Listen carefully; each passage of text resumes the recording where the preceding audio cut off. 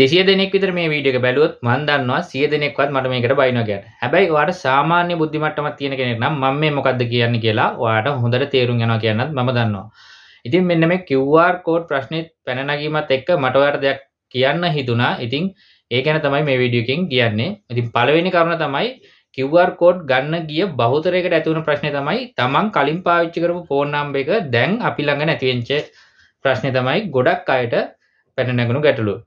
ඉතින් මෙන්න මේ වගේ QR රෙජිස්ට්‍රේෂන් එකට විතරක් නෙවෙයි ඔයා බැංකුවක ගිහින් ඕපන් කරද්දී ඔයාගේ පෞද්ගලික රෙජිස්ට්‍රේෂන් එකකදී මොනවා වගේ හරි දෙයකදී ඔයාව දුරකථන අංකයක් පාවිච්චි කරන්න වෙනවා අනිවාර්යෙන්ම. ඉතින් මම කියන්නේ මෙන්න මේ පාවිච්චි කරන දුරකථන අංකය ඔයා කිසිම අනවශ්‍ය වැඩකට යොමු කරගන්නේ නැතුව ඔයා මේ දුරකථන අංකය කැන්සල් කරන්න නැතුව දිගටම පාවිච්චි කරන්න පුළුවන් වුණා නම් ඔයාට ගොඩක් වෙලාවට මෙන්න මේ ගැටලුව ඇති වෙන්නේ නැහැ. ඉතින් ඔයාට අනවශ්‍ය වැඩ වලට යොදා ගන්න ඕන නම් ඔයා දැන් එන ස්මාර්ට්ෆෝන් වල බහුතරයක් ඩුවල් සිම් ස්මාර්ට්ෆෝන් එන්නේ.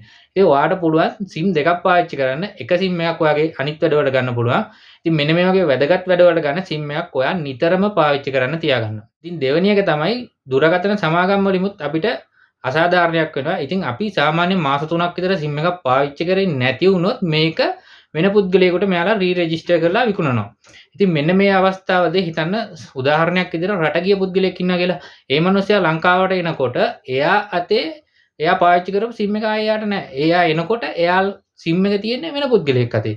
ඉතින් මෙන්න මේක දුරකථන සමාගම් වලින් එන ලොකු අසාධාරණයක්. තව දෙයක් තමයි මෙන්න මේ සිම් රෙජිස්ටර් වෙන එකේ හිතන්නකෝ ඔන්ලයින් ලෝන් එකක් ගත්ත මිනිස්සෙක් ෆොල්ලක් තියලා මෙන්න මේ සිම් එක කැන්සල් කරලා දානවා කියලා. ඉතින් අහිංසක මිනිස්සෙක් අහු වෙනවා මෙන්න මේ සිම් එක ගන්න. ඉතින් මේ මිනිස්සයාට 1000ක් ප්‍රශ්න එනවා.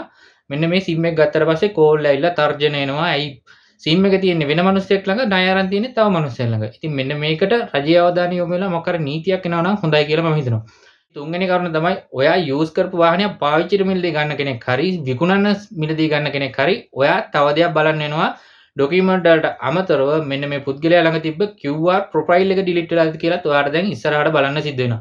මොකද මෙන්න මේ QR ප්‍රශ්නේ ඉදිරියට කොච්චර කාලයක් තියෙයිද කියන්න අපි දන්නේ නැහැ. ඉතින් ඔයාට බනින්න අවස්ථාව දැන් ඔන්න තියෙනවා. ඔයාට පුළුවන් කමෙන්ට් සෙක්ෂන් එකේ ඕන දෙයක් දාන්න.